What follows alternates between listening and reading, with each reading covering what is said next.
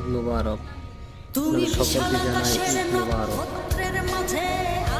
ঈদ মুবারক আমি কি জন্য বলছি আপনাদেরকে বলি বিষয়টি। 1971 সালের যে রক্তক্ষয়ী যুদ্ধ হয়েছে সেটি আমরা নিজ চোখে দেখিনি, এবং তার স্বাধীনতা অর্জনের যে কি একটা স্বাদ আনন্দ সেটা আমরা উপলব্ধি করতে পারিনি। কিন্তু আমরা 2024 সালে স্বাধীনতা যুদ্ধ দেখেছি, এবং তার স্বাধীনতা অর্জনের যে কি স্বাদ কি আনন্দ সেটা আমরা উপলব্ধি করতে পেরেছি। তবে আমি যে বিষয়টি কথা বলতে চাই এখানে সেটি হলো 1971 সালের যুদ্ধের পর আমার মনে হয় না কখনো বাংলাদেশের সকল নেতৃবৃন্দ এক হতে পেরেছি। কিন্তু শেখ হাসিনাকে পদত্যাগের মাধ্যমে আমরা দেখতে পেরেছি যে বাংলাদেশের সকল রাজনৈতিক নেতৃবৃন্দ একত্রিত হতে পেরেছে। এটা আমরা নিজে চোখে দেখেছি। দেখেন আপনারা বিষয়টি একটু মাথায় আনলে বুঝতে পারবেন, কখনো কিন্তু একত্রিত হয় না সকল নেতৃবৃন্দ। এটাই আমাদের সবচেয়ে বড় সৌভাগ্যের বিষয়। এর জন্য বলি আলহামদুলিল্লাহ।